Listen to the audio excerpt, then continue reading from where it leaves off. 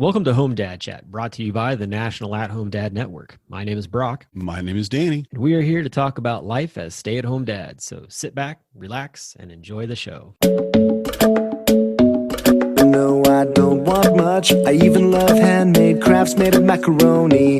Come on now, you should know me. Times I might eat too much. No worry about my weight, got the dad bod rocking on me. Sketches on my feet, cargo shorts look good on me. I'm a dad, that's what I do. Well, hey there, Danny. How are you doing, buddy? What's up, B? I'm all right. How are you? I'm good. We've got a blurry screen in our midst as part of our adventures tonight. It looks like we gonna have a guest on tonight. I think we have guests. We do. We don't really. I don't know. It's kind of like, some people are chosen family and other people are guests. Like if somebody comes to your house, they're either family, chosen family, guest, or like yard family. Sure. Yeah. And I think he'd be chosen family at this point. I think he's moved past guest. I would probably let him rifle through my refrigerator. Sure. I would second time. I don't let anybody. First time, you're always a guest at the house. Second time, your family, get your own stuff. Cups are over there, That first time, you want to kind of make him feel welcome. But he's been around so long, I kind of feel, it's all good. There's the kitchen. Get you cook something. In fact, go do a thing. Go impress me. the refrigerator's in there. Go get something. Right. Yeah. So of course we are talking about the one and only Jonathan Heisey-Grove, aka El Presidente, aka JHG, and we're gonna have him on the show, and we're gonna talk about who he is, how he ticks, and all of the just ins and outs of who this guy is that's heading up the organization. Right. Just draw that curtain back and look at the wizard, see who's actually back there. Is he a wizard or is he a puppet? I'm not sure. I'm a real boy. Oh, shoot. But anyway, we're going to have a fun time talking to JHG. Also, along with that, just curious, man, how are things going up north? Has Old Man Winter landed on you, or is it still pretty nice up there? Yeah, it's still nice. Actually getting the final mow of the yard in tomorrow, letting most of the leaves fall. Last year I was a bagger. And I realized I hate bagging, and I don't have a trailer to take all the clippings anywhere. And it's so much that I'm a mulcher now. So I'm going to do my final mulch and cut tomorrow probably. And I'm going to leave. I'm going to empty the gas out and set it up, just put it all away. But if I'm wrong and have to go back in there later, I'd rather do that than have to go out into the workshop when it's 4 and have to try to drain the gas out of the lawnmower and all that. So, well, I'll just say this, me, I love my TikTok. And I learn a lot from TikTok. And what I learned is that actually it's really good for your soil and for your trees and plants to just enjoy those leaves decomposing over time. So don't freak out too much about those leaves and everything, because in all honesty, like it's just replenishing. Yeah, I can't even say the word. You know what I'm saying? I do. It's just helping to feed those things, especially your trees. Like that's how they continue to grow. So. And leaf litter works for both birds and pollinators. It's fantastic. I have to say, I'm going to admit this is a dad faux pas, all puns intended, that I hate lawns or hate having a lawn. You can have a lawn. Anybody have a lawn. I don't want one. And I'm keeping the backyard as a lawn so the kids can play back there. And Marnie really enjoys it, but she's like, you can do whatever you want in the front yard and the side yard. And I'm like, okay, rocks and a fire pit, a bunch of native plants, and just no, I'm not doing any maintenance for here. That's where I wish we were holding this conversation, is around a fire pit. Honestly, that's all I got to say. I wish that there was a way to do that. Virtual fire pit. That's exactly what it needs to be. Anyway, so we won't stall any longer. We'll just have a quick break here, and then we'll bring on the man, the myth, the legend, and talk with him a little bit further. So we'll be right back. Become a member of the National At-Home Dad Network, an organization focused on providing advocacy, community, education, and support, connecting with households where dad is the primary caregiver of the children. We do this through our webinar and podcast series, mental health support groups, regular online social events, as well as our annual convention. The National At-Home Dad Network is a 100% volunteer organization. Without the generous support of its members and the community around it, we would not be able to continue the work that we do. Becoming a member gives you access to past convention speaker presentations, the ability to vote for board members annually, and ensures that the organization's fees and bills are in positive standing. Oh yeah, it should not go unmentioned that there is some cool swag headed your way if you decide to become a member. For only $35 a year, your membership provides you with the exclusive content only we can generate, and you'll be supporting an organization that benefits families all around the country and world. By advocating for them, offering them community, providing education and guidance, and supporting them to grow in their parenthood journey. And one last thing, if you contribute $500 or more, you will become a lifetime member. Not only will you receive everything already mentioned, but also a certificate recognizing your status and an exclusive National At-Home Dad Network challenge coin with our trademark logo, Dads Don't Babysit. So, what are you waiting for? Become a member today. All right, and we're back. And of course, as we were saying, we have Jonathan Heisey-Grove, aka El Presidente, and what we all call him, JHG. And man, I'm glad to have you here. We've talked about doing this, but I'm glad glad to be here finally. I know, and I'm glad that Danny has been able to like basically launch this passion project to bring board members on. Yes. But I'm calling it a passion project, man. It is just like the podcast, right? It's a good passion project. I need this. This needs to happen. Yeah. Well, because we really never get to know who the board is. You hear the board or, and really like for me, you say board of directors, even when I can't even type that out without feeling a little schmarmy. Like I love to say that. I love to say that to people. I'm on the board of directors. You see, I can't. I'm not there. I'm like, I'm on the board. It's even better to say I sit on the board of directors. That's the best part. Then I feel like I'm sitting in like Gotham with like Bruce Wayne at the far end of the table. Commissioner Gordon. Yeah. What do you think? Well, actually, guys, I think we should do this. And everybody looks at you like, no, you've never thought a crime in your life, have you? What were you thinking? But still, just to be there, you could just tell them to. They believe you. You look at Batman and like, no, I'm just sitting here because I'm going to get a selfie, and yeah. But you do make a great point there. I mean, we are just regular guys who, have been voted in to kind of steer the ship for the organization. Mm-hmm. Indeed. And a lot of times people don't realize why they're voting or that it's so important. And that's a really interesting thing to say today, since we're actually recording on Tuesday the 8th. But for the board as well, it is very important for you to get out there and take a look at the candidates and find the people. Really, representation is what I try to tell everybody. Look, you're looking for somebody that believes what you believe and thinks about what you think about and cares about what you care about, and get them on the board. Yeah. That easy. Definitely. And that's the thing with our board is that there are so many different people in the organization that could come on the board and bring stuff that is missing, honestly. So, I've been on this board now for 5 years, I think, because I got pulled back on. Thanks, JHG.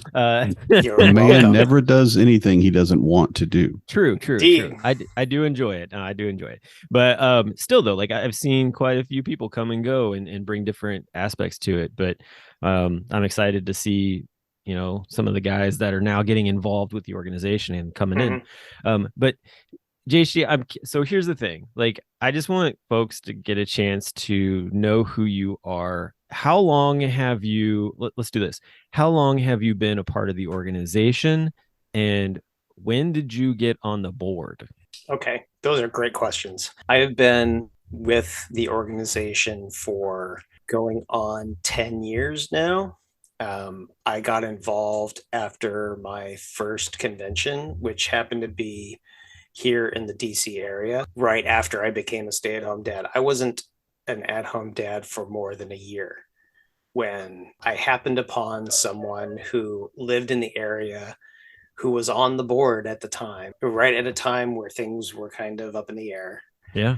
And he told me about this convention that was for guys like me, and you should come and check it out. And I told my wife, and she said, you need to go and check that out. And so it just happened to be I happened to be in the right place at the right time. It was, like I said, it was in my hometown. And so I was able to go there without having to go to a hotel. I didn't have to travel anywhere except for like 15 minutes away, because it was literally 15 minutes away from me. And I was so fresh out of working a 9 to 5-ish job, being a graphic designer, that by the end of that convention, I recognized a need for the organization to have design as part of one of its many things that it needed. And so I immediately jumped in. I said, I need to help them out and just work. And so I started designing almost immediately after that for these guys, and been involved ever since. Now, as far as getting on the board, talking about a passion project, around Raleigh 2016 was when I said, I really want to be on this board. I really want to contribute the knowledge that I have and the experiences that I had to this board and help them out and get them to be even bigger and better than they were at that time. And I put myself in for nomination for the board when it went to Denver, but I wasn't able to make it out to Colorado for the 2 years that I was there. So my name was on the ballot, but I didn't make it, which quite honestly is often the case when it comes to guys who nominate or get nominated for the board and don't make it. So being there, being at the convention is pretty important, because then guys get to know who you are and learn who you are, what you're about, and hear a little bit about you, instead of just seeing some random face that they haven't met and they don't know how good they're going to be. Right. So around 2018, if I remember correctly, I was watching the NHL finals. It was actually Stanley Cup, now that I think about it, because the Caps were the Washington Capitals were in the Stanley Cup. And so I was like, all right, I'll sit and watch this. And I get a call out of the blue from Greg Washington, who was on the board at the time. And he said, you want to be on the board, right? Yeah, sure. It's like, we're voting on having you come on the board right now. Are you ready to jump in on a call? I'm like, sure. I'm watching the Stanley Cup. Is that bad? Yeah. like totally unprepared. Is that in my favor or is that against me? Right. Is it going to be good, a bad thing? And so it was like, okay, I'll hold on a few minutes and I'll let you know. And like 5 minutes later, I'm part of the board.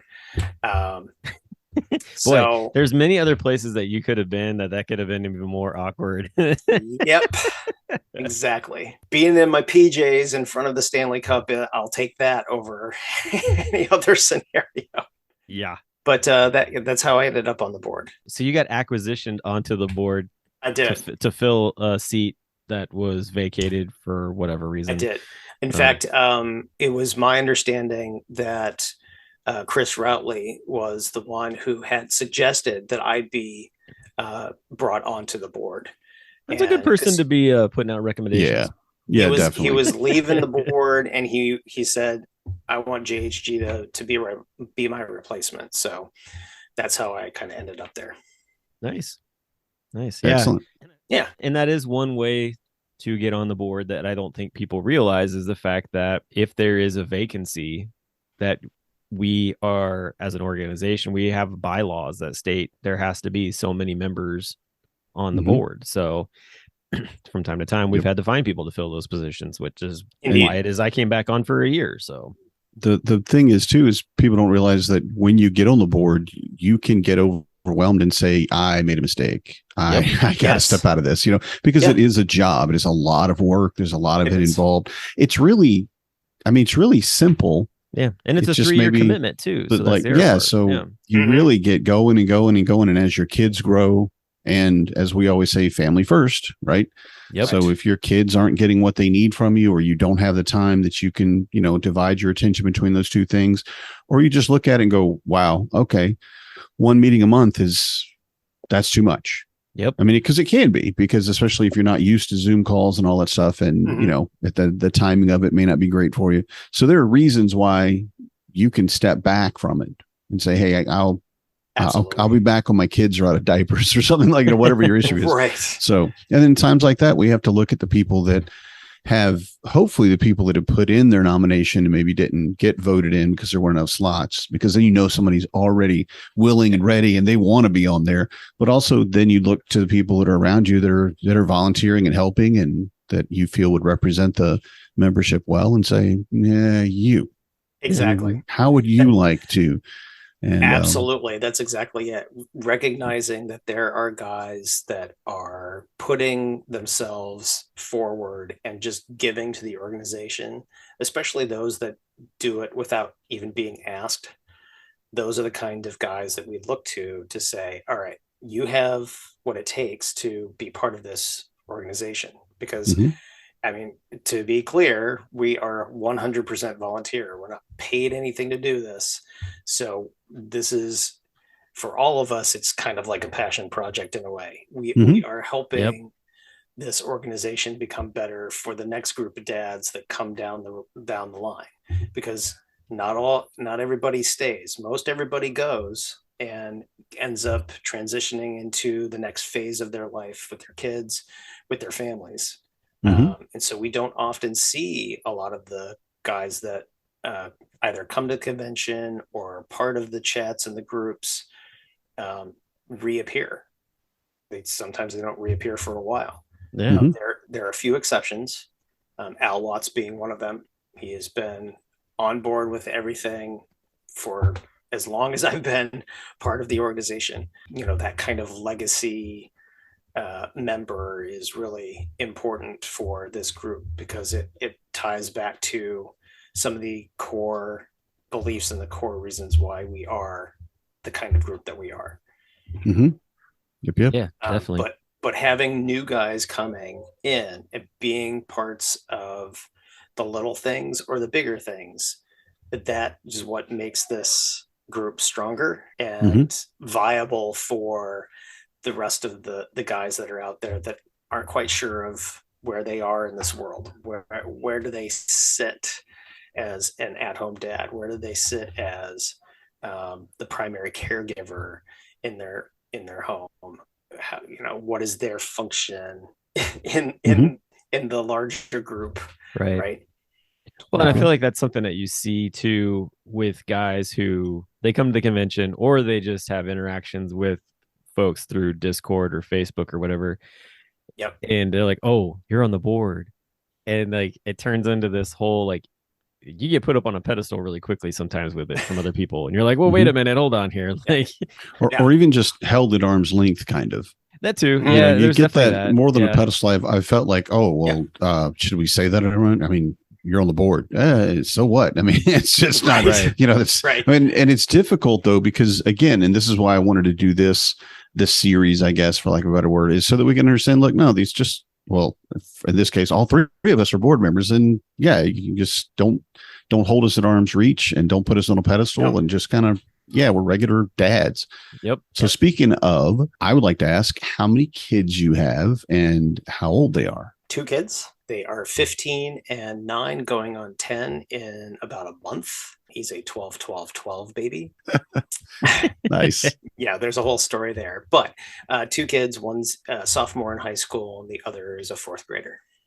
Cool. I didn't realize that your youngest was my son's age. I guess I didn't realize that, because Hezekiah will turn 10 in February. Yeah. So yep, really close. That's cool. Marcus will turn 10 in January. Look at that. Oh my. That's what we're doing. Any of you guys that don't have 10-year-olds at the beginning of the year, we feel bad for you. That's right. Not part of the elite group kids here. Yeah. Right. I'll tell you what, the one thing that I forgot, because I mean, I think it's one of those deals where it's like, for you when you're 10, it's one thing, but when you become a dad and then you have a kid that's getting ready to turn 10, you forget how special double digits are kind of deal. And yeah. that was the thing that was very eye-opening to me this year was all the birthday invitations for like, oh, come to my 10-year party. I'm like, what is the deal with these birthday parties? And it's like, oh wait, double digits. Yeah, okay, that is a big birthday. Yeah. All right. Yeah. Like we're gonna have to do something for because we haven't done really any kind of big birthday parties with the kids, honestly, where their friends got to come hang out. So this will be the first time that's gonna happen. So and it's at an appropriate time. Like before that, your kids, I mean, you can have family over and stuff like that, but even up to 7 and 8, they're still, I mean, they're not exactly the most social people in the world. So it's kind of like you maybe have one friend or whatever that you want to, you know, but they're very, very stuck in their own world, as they should be. But then when you get to 9, 10, you start looking at, oh no, I have friends now. I go to school. I mean, they have distinct friends. Yes, they've created a group of friends that they count on and they can call on and will invite to things, versus that 7, 8-year-old where you're kind of like, well, you should probably invite them too. Yeah, and exactly add them to the list. Yeah, right. Yeah, and it'll be people they see every day. I mean, I've had my kids like, well, this is the person you sit beside every day on the bus. They are in your class. Don't you want? And they'd be like, oh, yeah, I guess so. I'm like, sure. You talk about them all the time. What is the problem? Where's the disconnect between? But you know, it's just kind of like I don't know, just the way kids react around, like you said, around the people around. They just don't. Well, they're still trying to figure out their, you know, how to function socially. You know, like they're learning it. Yeah, fun fact, I'm a classroom monitor now. We're talking about that transition into another life that I'm starting that at this point. So I work as a classroom monitor at my kid's school, and I get to see those social dynamics play out. It's a kindergarten to 6th grade school. And so you can literally see between the grades where the social constructs are starting to form. That 3rd grade and 4th grade is where they really start to find their groups and their cliques out on the playground, especially when they get out and they're free. You see those sort of things form, because by 5th and 6th grade, they are definitely got their groups. They know who their friends are. They're definitely separated out. And it's fascinating. It's fascinating to watch that the degrees of that evolution of kids and how they form those relationships. Yeah, right. Because when you're a kid, you're not thinking about any of that. So you're on the inside, and all of the moving parts are taking place. When you get to the point where you're a parent and you're on the outside observing it, like a people watcher, you're like, wow, like I didn't realize that's how that took place. And of course, you know, too, like there's some parts of it that are archaic, like have never changed in how, like, you know, friends kind of develop. But then there's other sides of it with technology and stuff nowadays that you're just like, holy cow, what's going on here? So my youngest, he has a friendship with someone from preschool that has sustained over time, because we would still get them together once they were not in preschool anymore. But then even with COVID, they would get a chance to get online and play video games and things together. And so they've kept that bond of friendship together through everything else. That's awesome. You know, this particular friend doesn't know most of his friends at his school, but he'll come and join in parties and things like that, sleepovers and whatnot. And I think there's actually a little bit of connection through like sports, local sports teams, where Zane is his name. Zane has mutual friends that play sports together, but they don't go to the same school. So it's like, the way that's cool though. It is really cool. That's good. Yeah. So I'm curious, like, what do your kids like, what are they into? Because like I feel like the kids are into different things and stuff, but what are they into, and how are you connecting with them through those activities? Both of them are into music. So the older one, Egan, we got him into music camp when he was, shoot, this is going almost 9 years back now. Um, Back when he was like 6 years old, we took him to music camp, and he got interested in the trumpet, and so he started playing trumpet, and we started getting him into lessons. And he's followed trumpet through elementary school, through middle school, and into high school.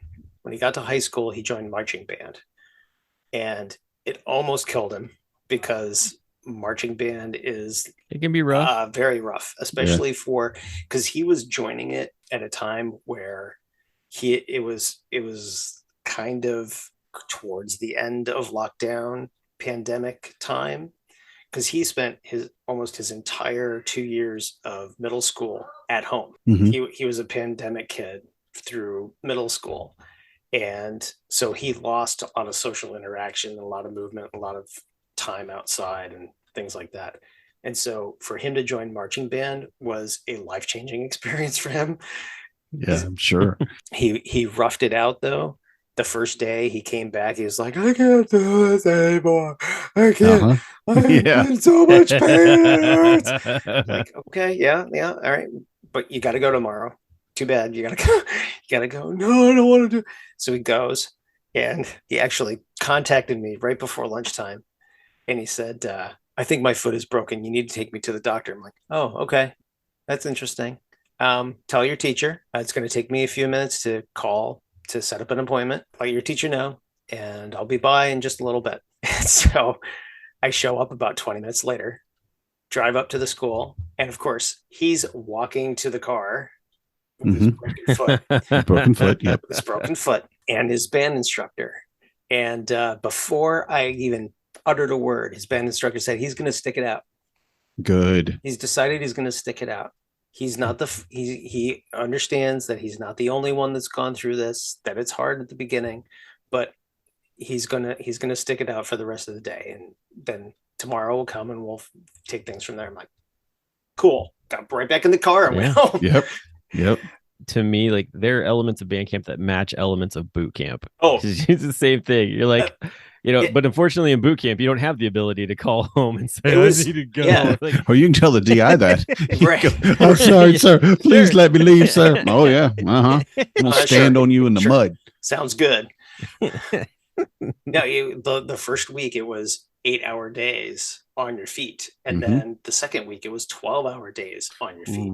So it's a lot of marching. Yeah, it's a lot of marching. It was a lot of moving. It's a lot of just standing in place because you're having to learn how to just stand still and not move. And, in a parking lot in the sun. It was it was like upper 90s kind of heat. Oh yeah. It was awful, but he stuck through it, and as a result of him sticking through it, he kind of never looked back from it. And so I was like all in, 100%, 150%, whatever he wanted to do, whatever he needed to get himself through the marching band and through the season, we were all in. And so we followed that passion for him, and he took that passion and that enjoyment, and he went right into drumline afterward. We were like, okay, sure. He learned to play the glockenspiel. Was like, what? Okay, awesome. You do that. And then he's picked up, he enjoys recording and doing recording of the other bands and putting that together and being a tech, because a mixer, producer kind of. Producer kind of cool. Role. He goes to a science and technology school, one of the probably the best in the country, and the other part of him wants to pursue something within engineering, space engineering. He's looking at NASA. All right, there you go. But he's followed some of these passions, and we're like falling right on his coattails and trying to make sure that he's given the opportunities and the chances that he wants to do that. And his brother has followed in his footsteps in that way, and he took up flute, and we've been kind of pushing him there, but he wanted to join the band in his school, and they don't take in students until fifth grade, but because of his experience and his time with the flute, they're like, all right, we'll give him the music and he can learn it outside of school. And then he can come join us for the performance at the end of the year, or for the winter thing. Yeah. And do that. We're like, Wow. okay. So providing them both the opportunity to build on their music skills is something that we don't hesitate to do. We make that happen for them because they enjoy it so much. And then outside of that, they both have found a love of video games. We've gotten them into ID tech is one of the things that we have invested in, so they can learn some video game programming and learn how to pursue that passion on the other side of it. Back when Zane was 5 and 6 years old, he wanted to learn programming. And so we got him into the classes where they take a brick and click it with another brick and it makes it do something. He's like, yeah, that's all good and great, but I want to know the actual code part of it. Yeah. Oh, okay. Let's make that happen. Yeah. So finding and pushing those envelopes is what we try and do, because it keeps them engaged and excited, just like at school too. With it's at school, if they're not pushed hard enough, they start to slack back and they're like, this is boring, I don't like it. So we know that we have to push them and give them the tools that keeps them engaged. Cool. Anyway, that's a long answer. Yeah, no, that's great. That's really why, like I said, we want the board members on to get those long answers, to see what, they're talking about, what they think about. And then my favorite question to ask people, and this is something that you will probably be able to handle with no problem, but it's something that will tell someone more about you, I think, than any other question you can ask. So I'm going to ask you, what do you love? What do I love? Oh, that's a big, broad question. Well, yes, there's that. There's the Star Trek, because there's a lot that can apply from that. Peace and long life. Do you love Star Trek? Do you love sci-fi? Do you peace and peace and long life, live long and prosper. So there's, what do I love? I love Star Trek. I love sci-fi. I love music. Ooh, your music selection. Go with that. Oh, so my youth. In my youth, I was influenced by Van Halen. I had a friend who had Van Halen 1984, and I'd never heard anything like it, because with my conservative parents, that was like one of the devil's music, I guess, in their head. And so I got exposed to Van Halen, and it kind of snowballed after that. So I'm a big metalhead, as Brock has seen from my Spotify. He's like, look at that crazy music that he listens to. So angry. I hear angry music all the time.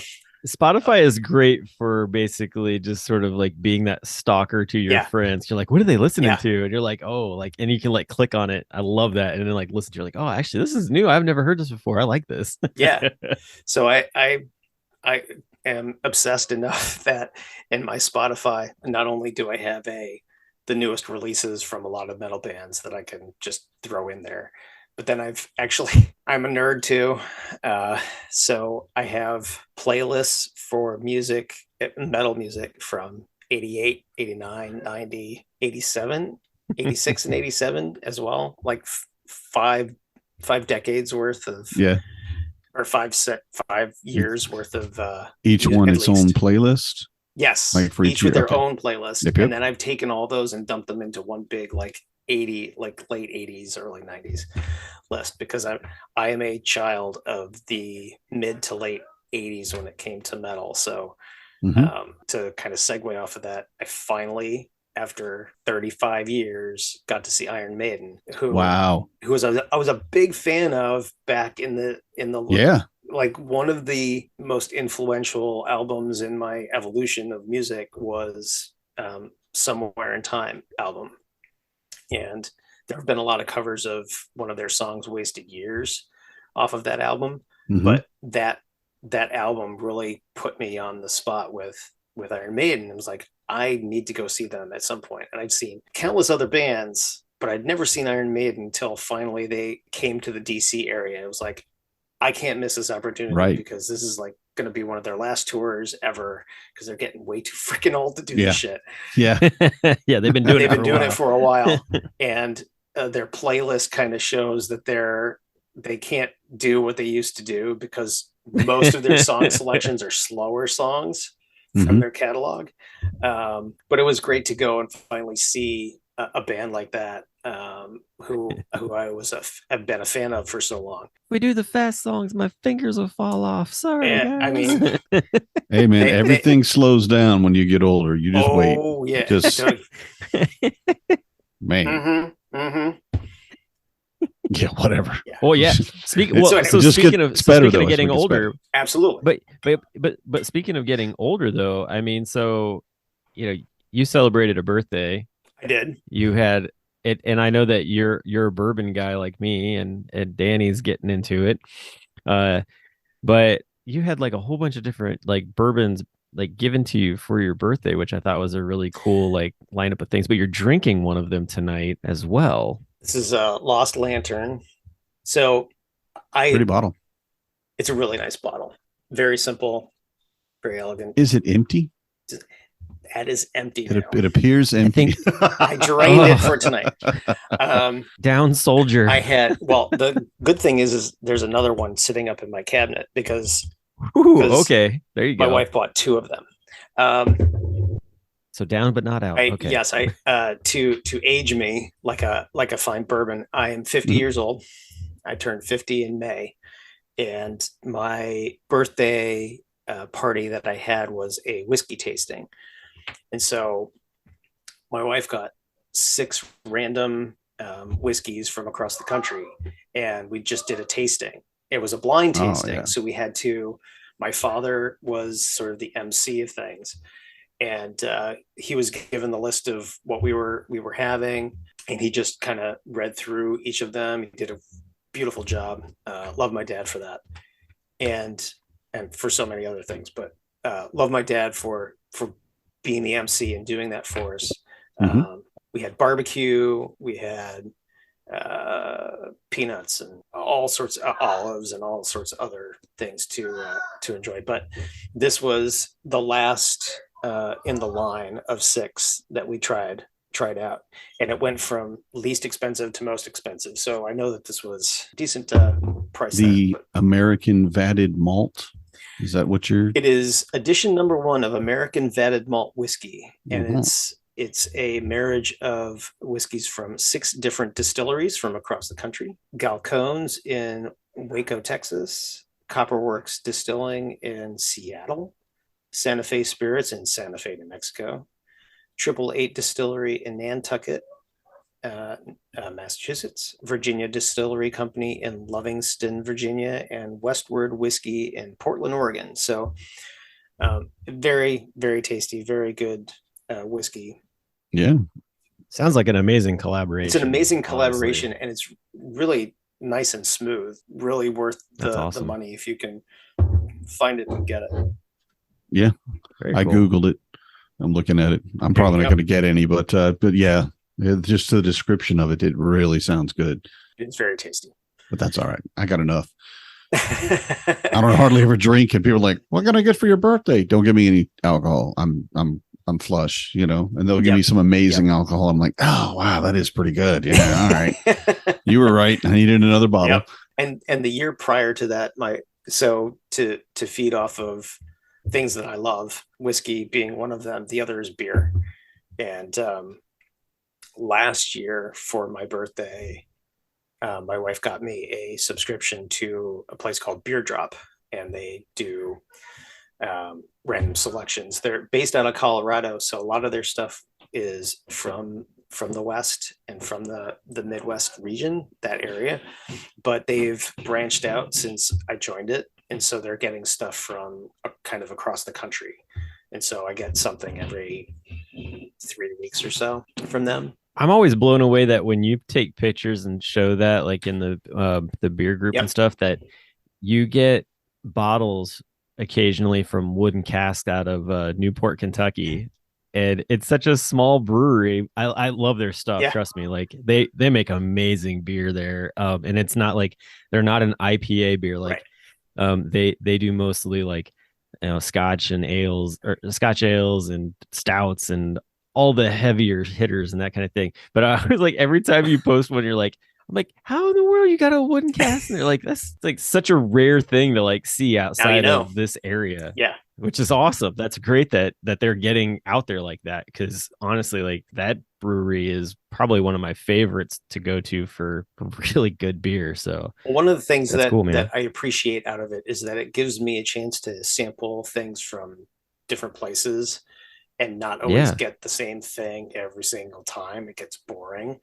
So, I mean, I have my preferences. I prefer stouts over lagers and ales, but I get a chance to try stouts and porters and things from parts of the country that I've never been to, hadn't heard about, um, different flavor profiles, find out who's doing some really great stuff and some who are doing, it's fine stuff, right? And it's very rare for me to find something that I don't like. So often in the uh, beers for all group, you don't usually find me saying, "Whoa, this is bad," because people put so much love and effort into a lot of this stuff that it's hard to say it's just terrible unless it's really terrible.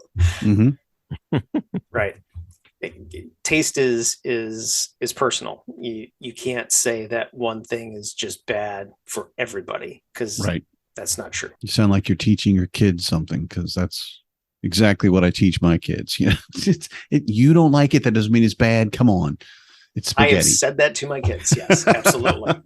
Absolutely. But it is definitely a great thing to remember too with breweries. It's like you said, this is their, and we've talked about this, keep coming this, but it's their passion. This is their baby. This is what they made, and they want you to tell them, I'm sure, to be a little critical. And yes, how can I make it better? But they definitely want you to go, well, that's just trash. Because it's my baby. Well, right?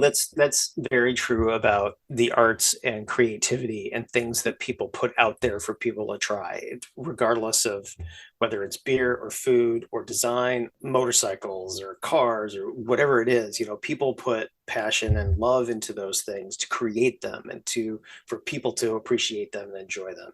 And so you're not going to please every single person with it, but you hope that you reach people enough for it to have an impact in some way. Mm-hmm. Well, so speaking of passion, I want to segue into this real quick. So speaking of passion, I'm curious, what are your passions about this organization, the National at Home Dad Network, and especially with being the person at the helm? I mean, I know it's a team effort. Oh yeah. All of us are doing different things, but what is your passion for this organization? What do you like? What do you see? Where do you see it? Where do you want to see it go?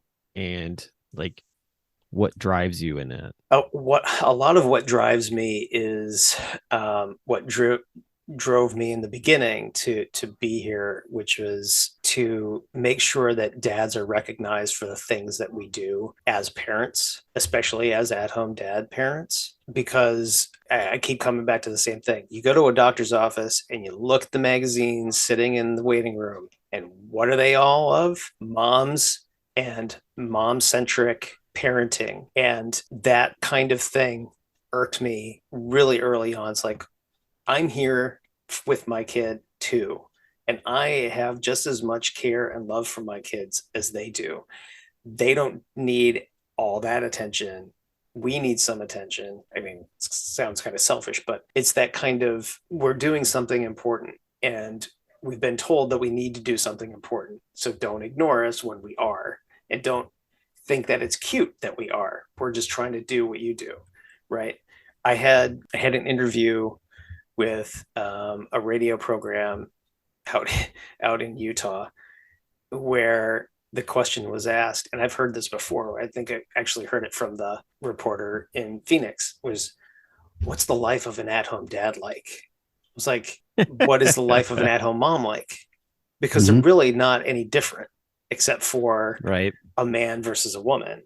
It's the same struggles, it's the same concerns, regardless of, what's in the pants, or or who's Right. caring for the child. So yes, there are some small things that we as men can't do that women can, like breastfeeding and things like that. But we are given the tools to be able to provide for those things when our spouses aren't there. So my passion and my goal for this organization is to show people through the work that we do and the things that we offer that men are a valuable part of the upbringing of their kids within the family, that their role is very crucial, especially for those families where there's only the spouse being the financial provider in the house, the only one that's got the job, and the dad is there to provide the child care, and especially when that is an option that they chose to do. We Yeah. often talk about how, and I'm a product of the other side of that. I lost my job, and so I was kind of put into my position not out of choice. It was out of necessity. Whereas there are dads out there, they have a conversation with their spouses about, this is a choice that we are going to make as a family together. And so I'll be here for the kids while you do the job of supporting the family financially. And so often that is missed, that a guy is choosing to do that. They think that a guy is just thrust into it, or they are babysitting, and they're not actually performing the functions of parenting at 100%. So I would like to change the perception of dads as being good caregivers and being competent and capable of child rearing, because we are. Definitely. I feel like, though, that a lot of that view has started to come into play over the years. In the 10 years since I started, since I've been exposed to this organization, it has definitely changed. We're seeing that change. Yeah, I mean, like I said, like commercials and TV shows, and also too, like you have media outlets that are reaching out and bringing dads on for different things. It's starting to shift. I always I mean, the whole segment that was done a few years ago with the Today Show, and really getting a chance to put the organization in the spotlight was just an amazing opportunity that I think opened a lot of people's eyes. I would agree with that. I feel like it was like the right time, right place for when it happened too, because it was like right after that aired, the next thing that happened was the pandemic. And we were trying to figure out, how do we do a convention? And we pivoted to an online convention, and we had all these guys who we didn't know, had like no contact with, who were like, hey, like, I'll come to this one day conference, and got plugged into the organization, and just it continued to grow. And so, yes, there's definitely plenty of space to continue the change, but I love that it is happening, and it isn't as abrasive as it was prior to 10 years ago. And I think that's also as a result of generational change, that the dads that are coming up now have a instinctual need to be more engaged at home with the family because of the upbringing that they had, and they wanted to see that change. I mean, that's part of what my goal was as being an at-home dad, was to change the way that, improve upon the upbringing that I had, and give my kids the things that my parents didn't give me and my father didn't give me as a parent, and making sure that my kids know that I am engaged in what they are doing, and have concern for their well-being and love them unconditionally as a result of, regardless of who they are, not as a result, but regardless of who they are. Like we were talking about earlier, following their musical passions and making sure that they have the ability to pursue those things instead of forcing it on them is really key. I love music and I enjoy singing and I enjoy tone and all those things. And part of that is a result of my parents putting me through piano lessons. And then after the piano lessons, my freshman year of high school, my father made me take freshman choir, and I resented him for it because I didn't want to do it, but I did it and I learned something from it, and I learned better intonation. I learned how to sing better as a result of it and have a better appreciation of music. But I hated the fact that he drove me into it because I probably wouldn't have pursued it. I would have kept pursuing arts and illustration of things that I was into at that point. And he was insistent that I learn something musical and you had to do it. And so out of rebellion, I stopped doing things musical after my freshman year in high school. But I didn't want that to happen for my kids. And I want them to, if they decide that, you know what, I'm done with flute. Okay. We got to find something else to fill that gap. But we're not going to force you to keep playing an instrument you don't want to play anymore. Yeah. He decided that Zane decided that he wanted to pick up viola and learn how to play the viola. And so it was like, okay. Violin's better, but viola's good. Yeah, right. So we're letting him pursue that and learning how to play it because he's interested in that. Everything comes full circle eventually. Yeah. And like you said, it's the passion of it. It's what they're going to enjoy. Forcing a child to do something, you have to do it sometimes. There are certain things like your dad, honestly, pushing you to go into the music lessons and to stick with that. Honestly, I feel like even though you resented it at the time, that was that was a good thing for him to do that.